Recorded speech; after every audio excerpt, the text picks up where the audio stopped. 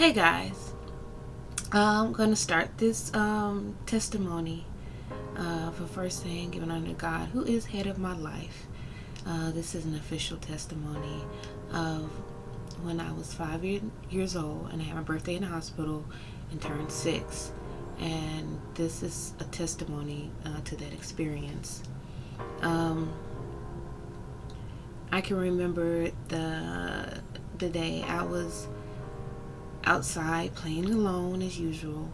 I had made me this like really cool slingshot out of a clothespin, and I had on this nice piece of wood that I found, and you put a nail on the end and you put the rubber band on there, and then you put a lot of other rubber bands on the end so it doesn't pop off or tear. So and I got the nail in there really good, and it was really large rubber band, so I was able to find the nicest rocks to kill spiders with. And that's what I did all day. I killed spiders. I was like, Spider-Man hated me that day because I was killing all his friends. I was just doing away with all of them. And I remember the last spider that I shot, I was starting to feel a little weak and tired. I figured it was probably, because I've been killing spiders all day. It was in this really big web, and it was yellow and black and huge, and I wasn't afraid of them at this time. I wasn't afraid of spiders. So I got the nicest, smoothest rock that I could find that was big, and I reared my little rubber band back. I put it in my clothespin and held it tight, put that rock there, and I steadied it and I said, bam! Smacked that big old spider right in the face. You said, it could be bad luck killing spiders. And I guess it was bad luck for me that day. I went into the house. I hadn't been sick all week. My tongue had like sores on it. But you're a kid, you go out and play. You don't pay attention to the sores. But I couldn't eat. I hadn't really eaten, a good meal for a couple of days. And I went into the house. My step-grandmother, who didn't like me very much, was being awfully nice to me. And she made me all my favorite things, which was tea cakes. And I was like, wow, what did I do? Killing spiders must be great. She must have known that I killed the spiders. And she's feeding me tea cakes. I couldn't eat the tea cakes. They burned my mouth. And then she made my next favorite thing, which is called crackling bread. I'm from Deep South. We lived on a farm, and a lot of you may not know what crackling bread is. It's like a cornbread with crackling in it, which is pig skin that's deep fried, but the fat and the skin is like left on there, but it's not fried, like crispy fried. But it's really good to me. And it's pork rind, fried pork rind, but heavy. I've seen some in bags here at the stores. They call them wash pot cracklings, which we actually made in a big black wash pot, but we didn't call it a wash pot. It was like a witch's brew pot. Big kettle. And she made me my crackling bread. I definitely could not eat that. My mouth was so very sore, and I think she felt sorry for me because I couldn't eat, so she let me sit in her big green chair, which is a rocking chair, covered with green vinyl. So I sat there. It might have been leather, I don't know, but I sat in her chair with her. And that evening I got up and I stood up, and I fell flat on my face. I could see everything under the stove, under the van. The van is a couch, it's a sofa, with a let-out bed, which I think y'all call them sleeper sofas. But in my day, they were called divan.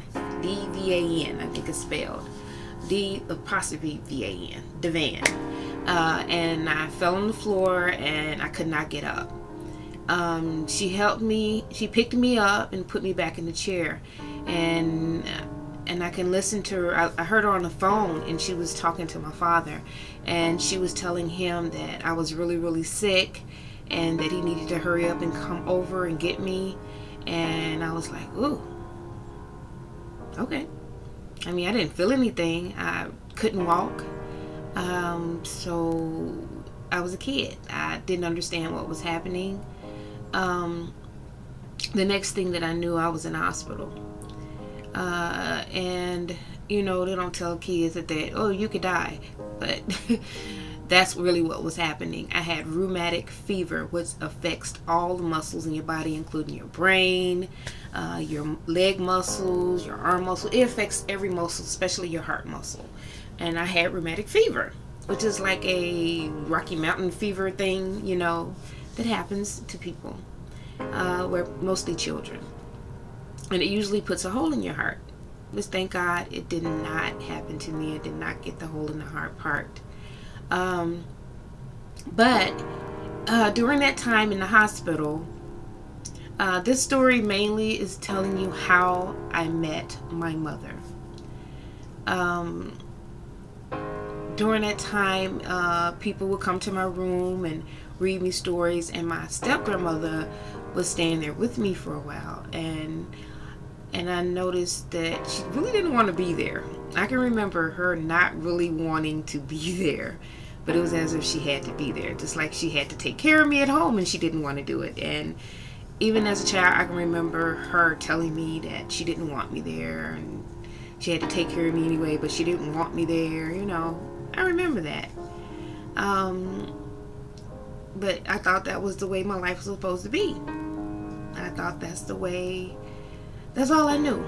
I've been with her since I was 3, and she was really all I remembered. I didn't remember the lady who took care of me until I was 3, but I remembered everything that my step-grandmother did,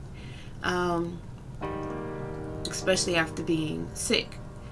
And during that time in the hospital, I remember a young lady coming in and reading me a book. It was a book called The Long-Eared Donkey, I believe. But it was a story about a donkey trying to find his mother during Christmas or something. And in the book, it was like, boy, Mom, I would love to find my mother. And that book really stuck with me. I really wanted to know if I had a mother. But you're a kid, you shut up and you just do what you're told. And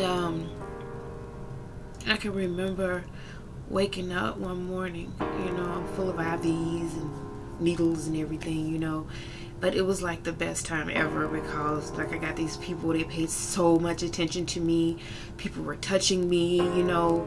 I don't remember the needles hurting. Maybe I screamed my head off, I don't remember, but all I knew, it was a beautiful place, beautiful room, unlike the room that I slept in at home, and wake up in the morning with spiders wrapped around our high boy, which you guys call a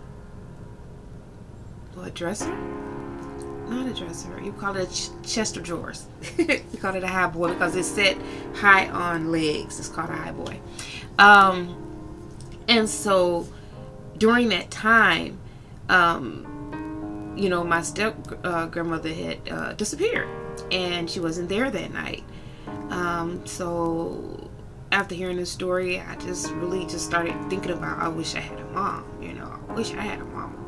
You know, other kids at church have mamas. Well, I don't have a mama. I would love to have a mama. And when I woke up that morning, I turned and heard somebody say, "Good morning." And I didn't know who it was. I thought it was another nurse. So I looked over, and I was like, she was so beautiful, like Halle Berry beautiful.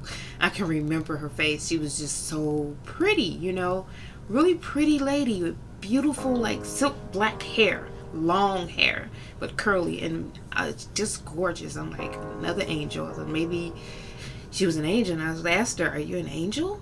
And she was like, "No, I'm your mom." My mom was there this illness, rheumatic fever, gave me my mom. You know, I wasn't a kid to think that maybe I was dead or anything like that.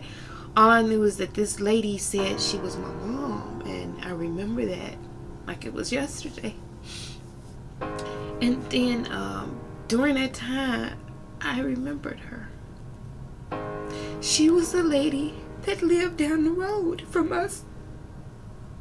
She was a pretty lady that always stood on the porch and waved at us. I waved at her one day. I never forget. We were driving a blue Fairlane. That was the name of the car that we were in. Because we had it, you know, when I learned how to read, you know, I was 6 years old, 7. I remember the name of that car, Fairlane. We were in a blue 4-door Fairlane. I don't know what year it was, but we were driving to the store. My grandfather was driving, and my step grandmother was sitting in the front, and my sister and I were sitting in the back. And as we drove past her house, I think we had to stop because somebody was passing by in the front of us, because it's like a T road, and then we come out and there was this pretty white house that's always on the corner. I never knew who lived there. And this lady came out and she waved. I mean, she just was really waving. And I waved back. And when I waved back, my step-grandmother reached behind me and slapped me in my face and said, "Don't you ever wave at her again. Ever." So I just thought that was a really bad lady. I couldn't wave at her. But that morning when I woke up, she was sitting beside me. She was my mother. I never understood why I couldn't wave at her, but now I got a chance to talk to her. I got a chance to see her.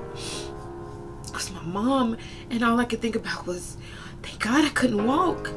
Maybe she'll carry me into her house. Maybe I get to go home with her. Maybe she'll like me. Because I knew my step-grandmother didn't like me. And I was really hoping that she would like me.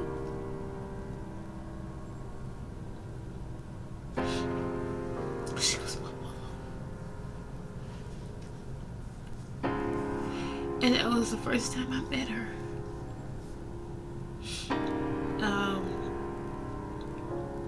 And by a miracle, I got well because I got to meet my grandmother, my uncles and aunts. They all came. This was my mother's side of the family. And I'll never forget my grandmother. She was just as pretty as my mom. They were just some really beautiful looking people that came, and my uncles, everybody.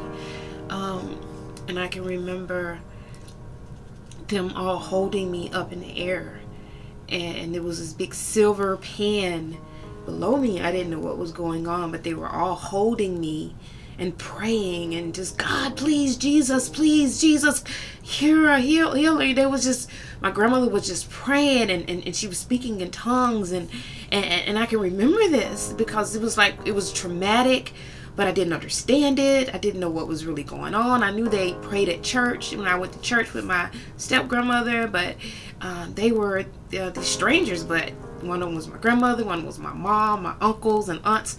They all held me up above this pan, and they just started praying and screaming prayers, and then before I knew it, it was embarrassing. I had a bowel movement. And they were so happy. They were so happy. And as an adult, I found out why they were so happy. With rheumatic fever, it stops all of your muscles from working. It can shut your whole body down. And what was happening, they would not let me leave the hospital until I had a bowel movement. And that's what they were shouting for and thanking God for. The prayers that my grandmother did were so powerful. You know, I was healed. I had nothing wrong with my heart. I was able to leave the hospital. I wasn't walking right away, but they told me it would be a little while before I started walking, and it was like a miracle. But the day I was leaving, my dad came to pick me up, and the nurse put me in a wheelchair, and I was looking for my mom. I kept asking where my mama was. I didn't get to see her for a while. I don't remember seeing her for a while after that. And I was just wondering, was it a dream or something, or was she really real? Was the prayer vigil, was that real? But I knew I was going home that day. And as the nurse pushed me into the elevator with my father, there was a little boy in there in a wheelchair. And I asked him why was he at the hospital. And he had gotten bit by a spider. I don't know if you're out there somewhere and you remember me like I remember you. But we were in the elevator together. I think we were in Pamela Hospital. I think that's the hospital I was in. We were in the elevator together, and you had gotten bit by a spider and you could not walk. And I was in a wheelchair and I could not walk. And I thought, like, you're a kid. You think it's like cool. Oh, but then you said spider. I'm like, wow, I should have been around to kill that spider for him. That's what I felt like. I should have been there to kill that spider, and that young man would be